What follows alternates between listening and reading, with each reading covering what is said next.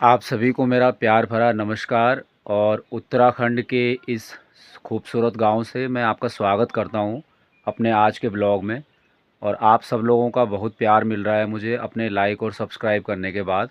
तो आप सबको बहुत बहुत धन्यवाद करता हूं।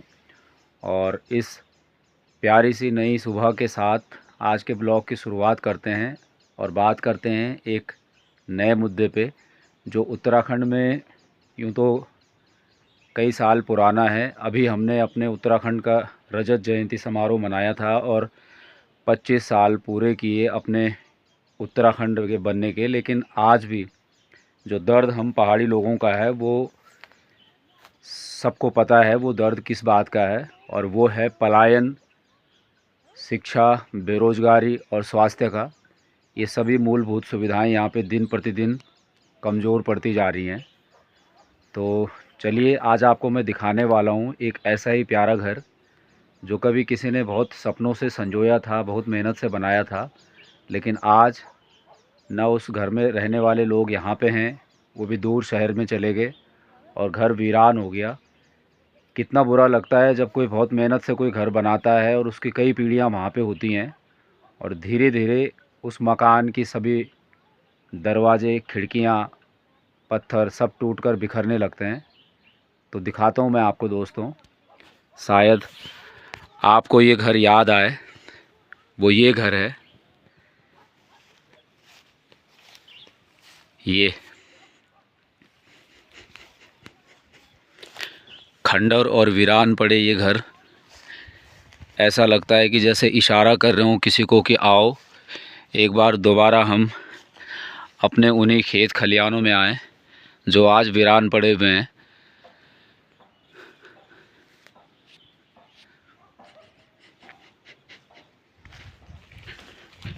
कभी इन खूंटों पे यहाँ गाय, भैंस, बैल, इनके पशु बंधा करते थे। आज कोई भी नहीं है।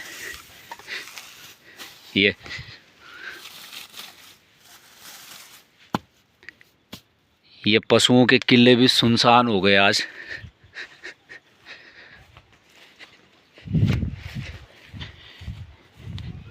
इस पुरानी पहाड़ी शैली के घर में आप देखिए कि पहले लोगों की क्या व्यवस्था होती थी अपने घरों के आंगन में। ये भी एक पुराना किला है यहाँ पे।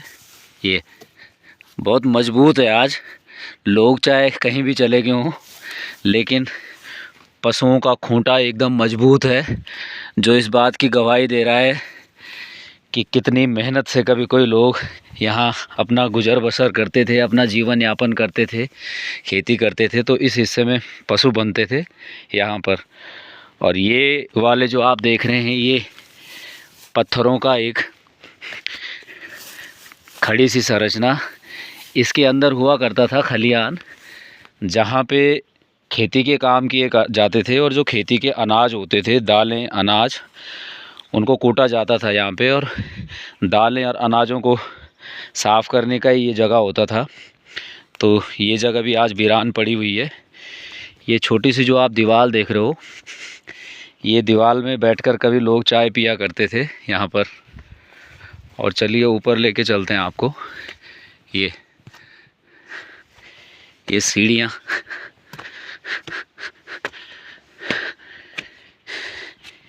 ये आपको याद होगा पिछले ब्लॉग में मैंने बताया था, इसको पहाड़ी शैली में हम खादरा बोलते हैं, खादरा। ये और ये जो खूंटा यहाँ पे है, ये कुछ सामान रखने को या सामान टांगने को रखा रहता था। ये दरवाजे बहुत छोटे छोटे होते हैं पहाड़ी शैली के घरों के। ये कुछ अलग शैली का दरवाज़ा है जो मुश्किल से 2.5 फीट चौड़ा है और 4 फीट ऊंचा है।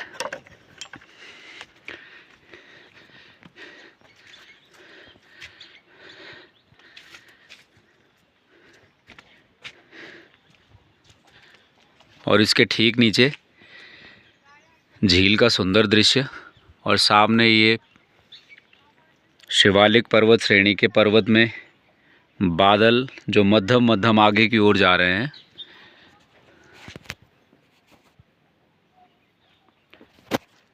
दोस्तों आज के ब्लॉग को यहीं पे समाप्त करते हैं। आशा करता हूँ कि कुछ पुरानी यादें ताज़ा हो गई होंगी आपकी।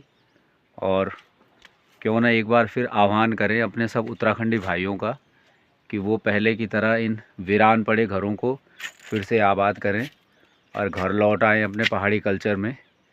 और हो सके हमेशा के लिए ना आएँ, लेकिन कभी कभार, कभी महीनों में अपनी छुट्टियां बिताने ज़रूर आएँ यहाँ घर, और इनको वीरान न होने दें। बेरोज़गारी, पलायन और स्वास्थ्य व्यवस्थाओं का जो दंश हमने झेला है वो निरंतर हम न झेलें।